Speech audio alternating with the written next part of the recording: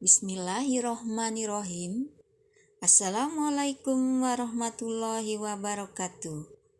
Selamat pagi anak-anak ibu yang soleh-soleha beserta orang tua pendamping siswa-siswi yang selalu setia mendampinginya untuk belajar di rumah.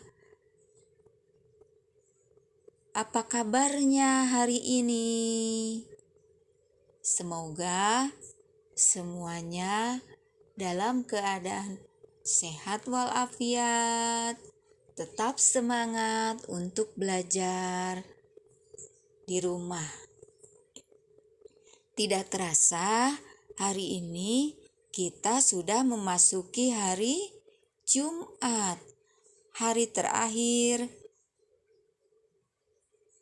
pertemuan pembelajaran kita dalam sepekan. Hari ini hari penuh berkah. Kita awali dengan berdoa menurut agama dan kepercayaannya masing-masing. Berdoa dimulai. Selesai. Nah, semoga anak-anak masih tetap semangat ya. Boleh kita bertepuk dulu. Ya. Tepuk semangat. Semangat. Semangat. Ya, nah. Ya. Mungkin kurang lagi, kita dengarkan dulu sebait kata-kata dari lagunya Ayu ya, You. Selamanya menunggu kita menaklukkan ragu, beranikan diri, kan ku kejar mimpi, kan ku terbang tinggi, tak ada kata tidak, ku pasti bisa, kan ku coba lagi, ditemani pagi, tak ada yang tak mungkin, ku pasti bisa.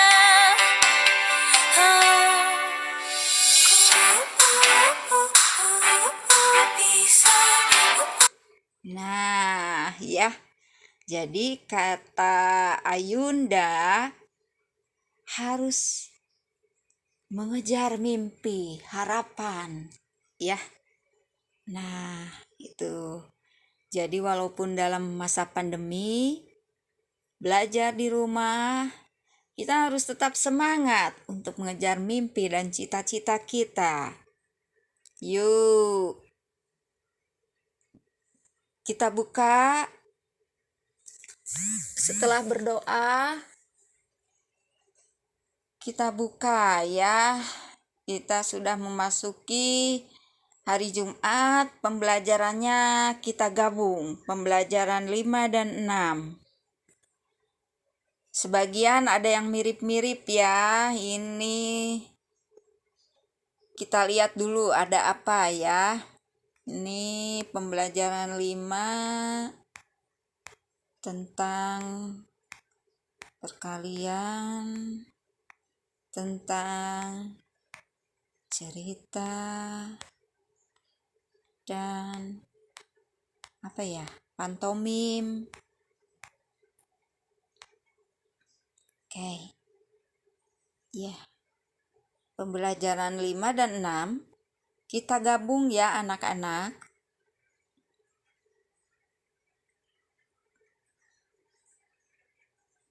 Di sini tentang sikap. Pada pembelajaran 1, 2, 3, dan 4 ada kalian telah menjumpai beberapa cerita ya. Cerita yang menarik menurut ibu. karena di sana ada pesan-pesan moral. Pesan-pesan moral itu apa yang kita dapatkan dari cerita-cerita tersebut? Ya. Nah, mungkin anak-anak juga ingin tahu apa itu sih cerita. Cerita itu adalah sebuah karangan yang menuturkan tentang perbuatan, pengalaman, kejadian atau penderitaan makhluk hidup, ya. Ibu sebutkan makhluk hidup karena makhluk hidup tuh ada manusia, hewan, dan tumbuhan, ya. Nah,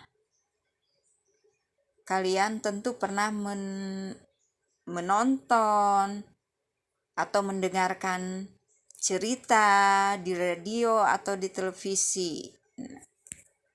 Sebuah cerita mengandung beberapa unsur. Di antaranya ada tema, ada alur, ada penokohan, dan ada latar. Nah, tema itu apa? Tema itu adalah pokok permasalahan yang mendominasi suatu cerita. Kita sebut tema. Sedangkan alur merupakan jalannya cerita. Jadi alur itu adalah jalannya cerita. Penokohan. Mendengar kata penokohan, pasti pikiran kalian sudah terpaku pada tokoh cerita. Ya, memang penokohan itu adalah tokoh cerita, pemain utama, pemeran utama, pelaku utama. Nah, itu penokohan. Sedangkan latar itu kita ketahui seperti kalau kita dalam kehidupan sehari-hari, latar itu mungkin kita akan ingat dengan latar belakang atau tempat terjadinya peristiwa dalam suatu cerita. Jadi, latar itu adalah tempat terjadinya peristiwa dalam suatu cerita. Nah, itu adalah unsur-unsur yang terdapat dalam sebuah cerita. Tuh ya. Kemudian di dalam sebuah cerita juga ada beberapa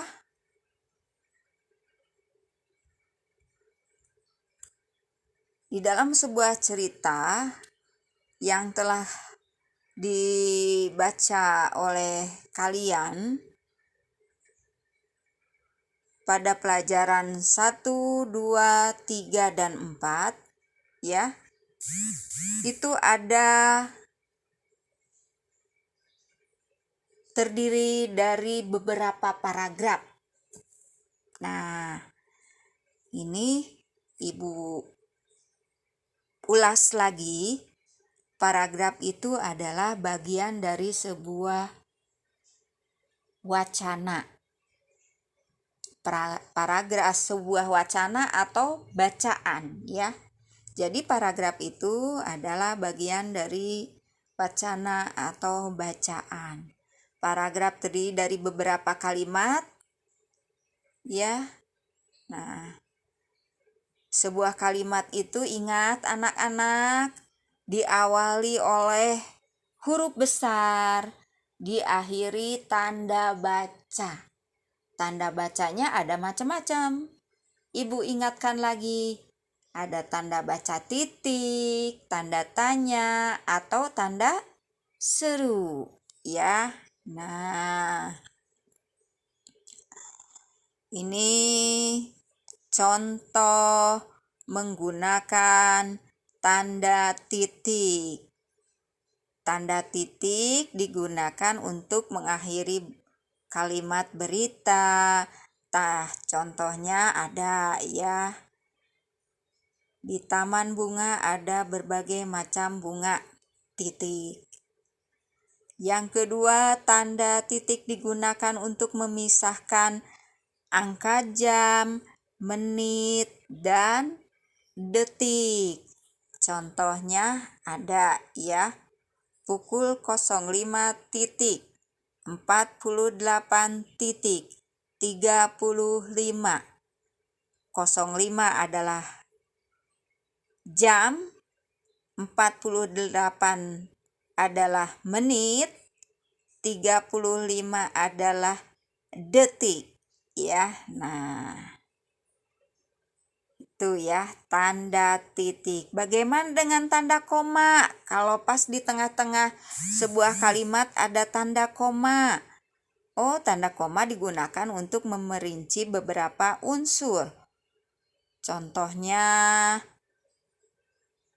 ini ada di sebuah kalimat, bunga di taman bunga antara lain mawar, koma, melati, koma, kenanga, koma, anggrek, koma, dan dahlia. Atau koma juga digunakan untuk ketika kita membaca, kita istirahat dulu. Istirahat sebentar.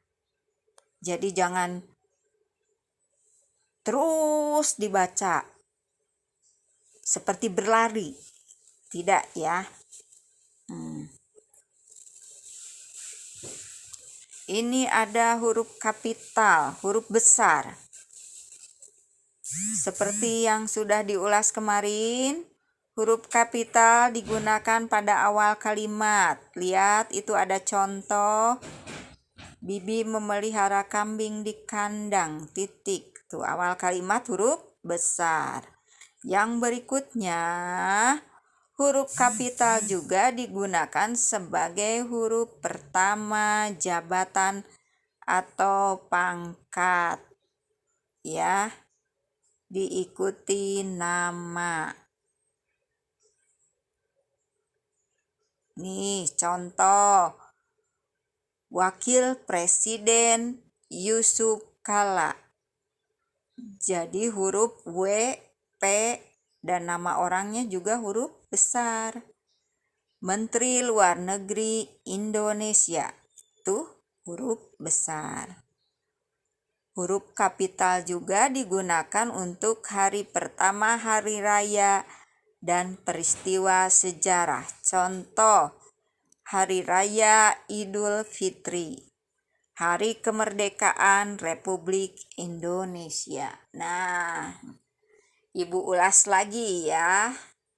Di dalam sebuah cerita itu ternyata ada beberapa yang harus kalian ketahui.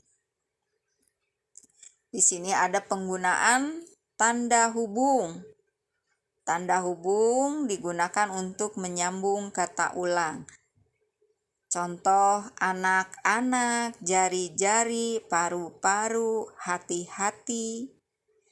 Tanda hubung juga digunakan untuk menyambung suku kata dasar yang terpisah karena penggalan baris.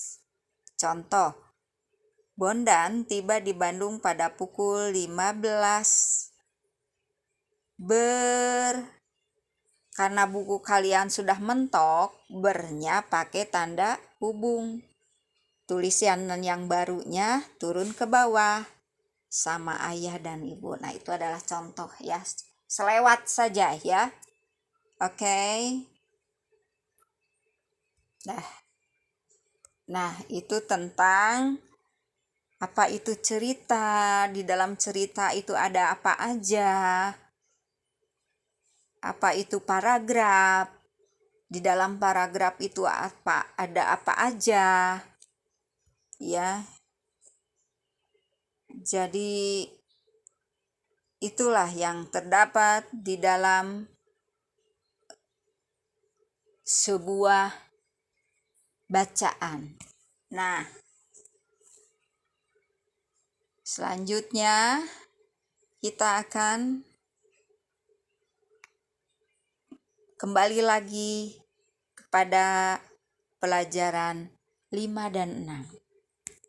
Ya. Seperti pelajaran-pelajaran yang kemarin kan sudah ada tentang cerita.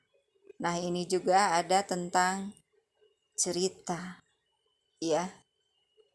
Pada cerita anak gembala dan serigala, apa pesan moralnya? Ya, ternyata kita tidak boleh berbohong. Kenapa anak-anak tidak boleh berbohong? Pertama, memang dilarang oleh agama manapun juga, ya. Berbohong itu dilarang oleh Allah.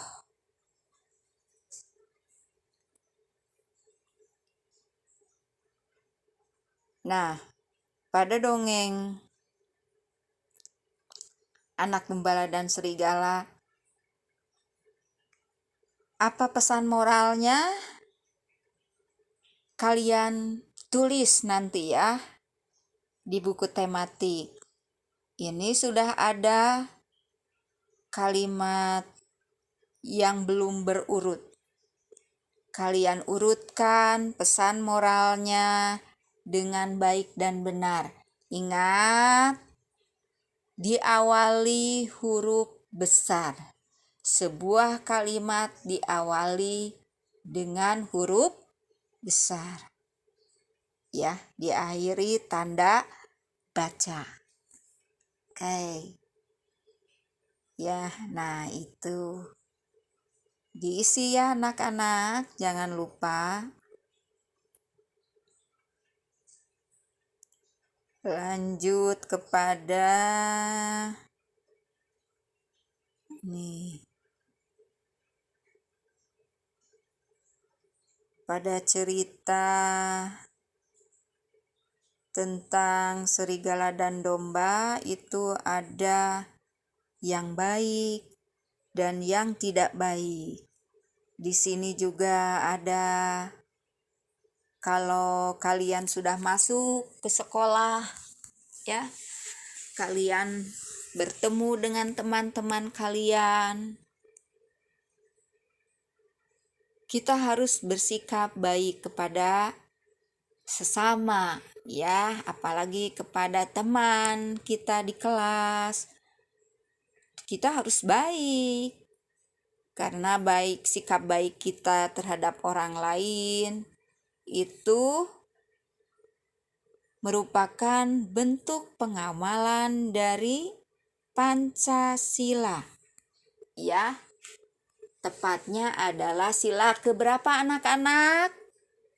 Ya, sila kedua. Bunyinya apa ya? Sila kedua bunyinya adalah kemanusiaan yang adil dan beradab. Tuh ya.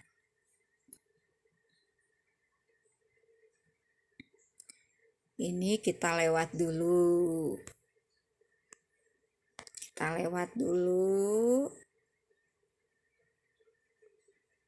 Ini juga ada cerita di pelajaran 6. Ada cerita tentang kuda dan keledai yang syarat dengan beban. Pada judulnya saja anak-anak pasti sudah membayangkan kuda dan keledai yang syarat dengan beban itu pasti ini adalah binatang yang tenaganya kita gunakan.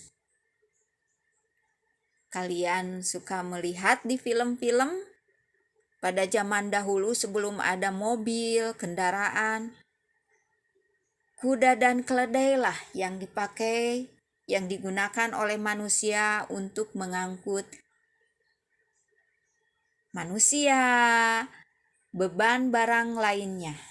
Ya, nah ini di dalam cerita ini kalian akan merasakan bagaimana beratnya mengangkat sebuah beban yang akan dipikul oleh kuda dan keledai. Di dalam cerita ini kalian akan mengetahui sifat yang baik dan tidak baik yang harus kalian contoh dan yang harus kalian buang. Itu yang harus anak-anak ambil ya. Pengarangnya adalah Aesop. Anak-anak baca cerita ini, nanti ada pesan moral. Nah, di bawah ini ada kata acak. Nanti anak-anak susun menjadi sebuah kalimat pesan moral yang ada di cerita kuda dan keledai yang syarat dengan beban. Ya, apa pesan moralnya? Ingat, sebuah kalimat diawali dengan huruf besar, diakhiri tanda baca. Nah, jadi pesan moralnya yang harus kalian isi ada 2 pada 2 buah cerita. Ya, silahkan ditulis. Itu untuk bahasa Indonesia. Nah, ini PPKN ya, sikap baik dan tidak baik.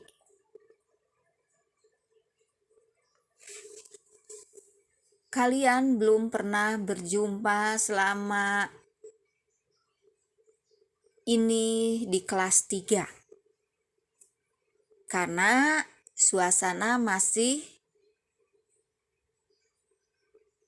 pandemi. Pandemi yang diakibatkan oleh virus COVID-19 ya.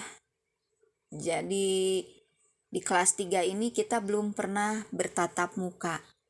Tapi di kelas 1 dan juga pertengahan kelas 2, kalian semuanya sudah bertemu, bertatap muka ya. Bertemu dan bertatap muka, bermain. Nah, sekarang kalian isi ya sikap-sikap baik yang telah kalian lakukan tuh apa saja ketika di kelas, ketika di sekolah ya, ditulis nanti. Dan begitu pula sebaliknya, sikap-sikap baik temanmu yang sudah dilakukan apa saja, silakan ditulis ya. Jadi ini PPKN ya. Ingat, perbuatan baik itu sesuai dengan sila Pancasila, sila ke-2. Nah, tuh ya. Oke. Nah, sekarang tentang berhitung. Perkalian. Oke, perkalian.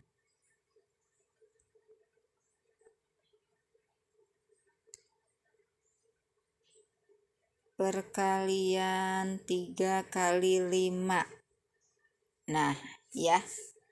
Ini kita mengulang lagi perkalian sebagai penjumlahan berulang.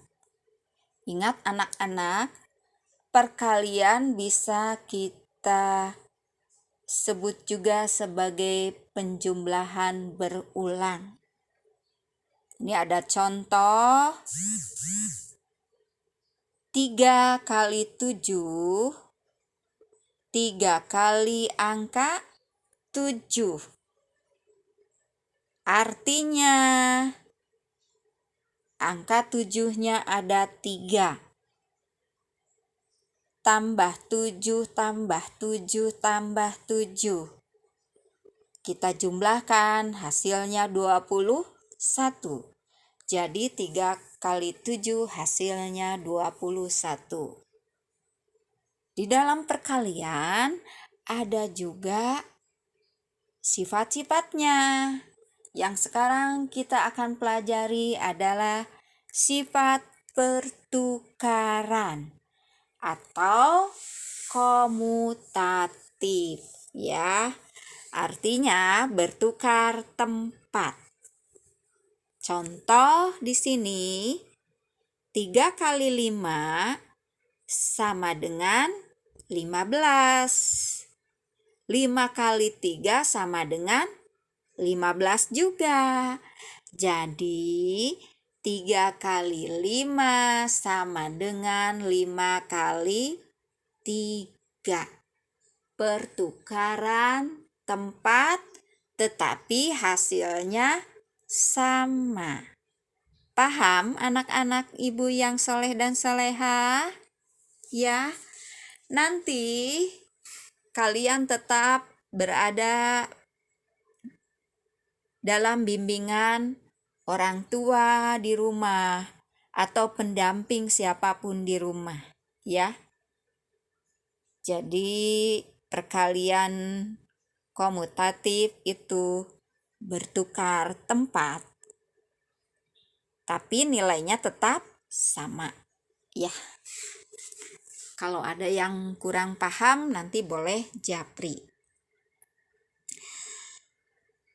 Nah, sekarang kita coba mengerjakan perkalian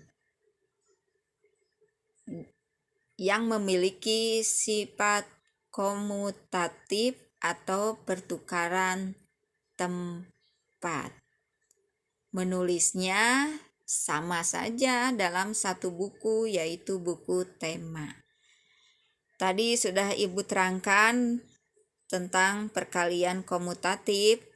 Nah, ini ada 10 soal. Kalian tulis ya anak-anak. Contoh. Ini nomor 1 nih, Ibu terangkan dulu. Titik-titik kali 5 sama dengan titik-titik kali 7. Anak-anak jangan pusing. Karena di sini sudah ada 2 angka yang kalian ketahui. Angka berapa? 5 dan 7. Ingat, perkalian komutatif, pertukaran tempat. Jadi, berapa titik-titiknya isinya? Gampang, tinggal dipindahkan. Yang 7 pindah ke dekat 5, yang 5 pindah ke dekat perkalian 7. Jadi nomor 1 isinya 7 kali 5 sama dengan 5 kali 7. Itu nomor 1. Nomor 2 sampai 10 anak-anak isi sendiri ya. Nanti praktekkan juga. Benar nggak ya 7 kali 5 itu sama dengan 5 kali 7? Anak-anak boleh menggunakan perkalian sebagai penjumlahan berulang. Atau kalian kalau sudah hafal perkalian 1 sampai 10 boleh. Benar nggak ya? 7 kali 5 sama dengan 5 kali 7 jumlahnya. Boleh ya. Nih kalian tinggal diisi itu ya. Satu lagi untuk berhitung. Di sini ada soal cerita ya. Nah, ini ada soal cerita. Dibaca dulu ceritanya. Dibaca dulu. Ibu bacakan dulu ya, nomor 1. Ada bagian A, B, C. A. Di sebuah peternakan terdapat 6 kandang domba. Kalian boleh dikotret 6 kandang domba. Kalian buatlah bulatan 6 buah sebagai kandang ya. Jadi 6 buah kandang, 6 buah bulatan. Jika di setiap kandang terdapat 10 ekor domba. Nah, di dalam setiap kandang, di dalam sebuah bulatan tadi, kalian beri kepala domba 10 ekor. Baru kalian jumlahkan berapa jumlah domba dalam kandang. Nah, tapi dalam bentuk perkalian ini ya. Tulis dulu dalam bentuk perkalian. Di sini nanti kalian tulis dulu dalam bentuk perkalian. 6 kandang domba masing-masing berisi 10 ekor domba. Jadi ini soalnya ada berapa? Soalnya ada 4. Oke. Nomor 1 Ibu sebagai contoh saja ya, nomor 1. Jadi 6 kandang domba masing-masing terdapat 10 ekor domba. Artinya 6 kali 10 sama dengan titik-titik. Titik-titiknya nanti diisi. Caranya boleh kalian gunakan penjumlahan berulang. 6 kandang domba berisi masing-masing 10 ekor domba. 6 kali 10 sama dengan 6 kali angka 10. Jumlahkan, nah itu isinya. Jadi di dalam kotak bagian A, 6 kali 10 sama dengan berapa anak-anak setelah dijumlahkan? Ya, 60. Bagian B dibaca dulu. Tiap kandang sesak dengan domba karena luas kandang tidak besar. Pemilik kandang berniat membuat kandang domba lagi, sehingga jumlah kandang domba ada 10. Berapa isi domba di tiap kandang? Sekarang dirubah anak-anak. Ternyata kandangnya jadi ada berapa? 10. Kalian buat di dalam kertas yang lain 10 bulatan. Anggap 1 bulatan itu adalah sebagai kandang. 10 bulatan. Nah, tadi kan jumlahnya berapa? 60. Kalian buat dulu di kertas lain 10 bulatan. Harus jadi 60. 10 bulatan harus jadi 60. Berarti pertukaran tempat. Lihat lagi ke bagian A. 6 kali 10 sama dengan 60. Kita balik sekarang karena kandangnya ada 10. Maka 10 kali berapa anak-anak? Ya, 6. Jadi kalian tulis di sini 10 di bagian B. 10 kali 6 sama dengan 10 kali angka 6 jumlahnya adalah 60. 10 kali 6. Jadi lihat lagi ke atas bagian A. Bagian A 6 kandang isinya 10. Berarti 6 kali 10 sama dengan 60. Bagian B ternyata sesak, jadi kandangnya dirubah jadi 10 buah kandang. Kita balik perkalian komutatif 10 kali 6 sama dengan 60. Bagian C, kita pindahkan bagian A. Bagian A tadi berapa? 6 kali 10 sama dengan bagian B. 10 kali 6. Paham anak-anak? Semoga anak-anak bisa memahami pelajaran yang Ibu berikan hari ini. Jangan lupa selalu bersemangat dan jangan putus asa. Jika kalian kesulitan dengan pelajaran hari ini, kalian boleh menghubungi Ibu. Ya, silakan dijapri ke Ibu ya. Nah, jadi hari ini kalian sudah mendapatkan 3 pelajaran sekaligus. Ada bahasa Indonesia, ada PPKN, dan juga ada berhitung ya. Tugasnya tadi udah Ibu rinci. Semoga hari ini kalian bisa belajar dengan baik ya. Dan selalu bersemangat untuk mengetahui yang info-info terbaru atau pelajaran-pelajaran terbaru atau sesuatu yang baru kalian ketahui ya. Begitu juga untuk orang tua pendamping atau siapapun yang mendampingi anak-anak di rumah.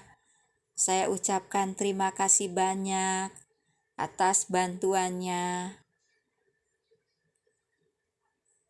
Semoga kita berdoa cepat-cepat bisa belajar tatap muka ya. Berjumpa dengan anak-anak, tetapi tetap harus jaga protokol kesehatan. Kita harus jaga 3M atau 5M ya. Apa saja M itu? Memakai masker, mencuci tangan, menjaga jarak,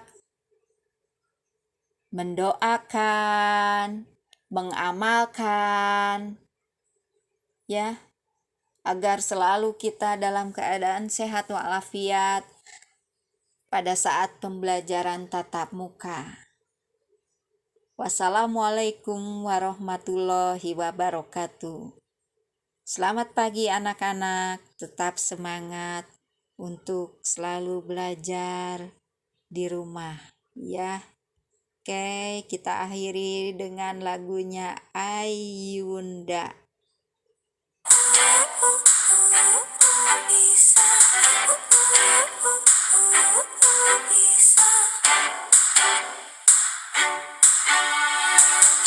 Terkadang kita lupa dunia ini tak akan selamanya menunggu kita menaklukkan ragu, beranikan diri, kan ku kejar mimpi, kan ku terbang tinggi, tak ada kata tidak, ku pasti bisa,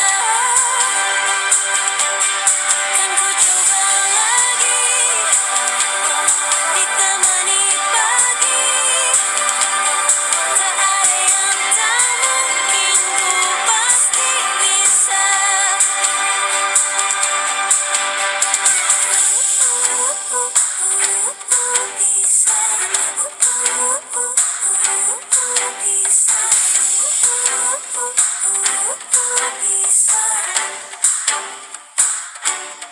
Kan ku kejar mimpi, dan ku terbang tinggi, tak ada kata tidak, ku pasti bisa.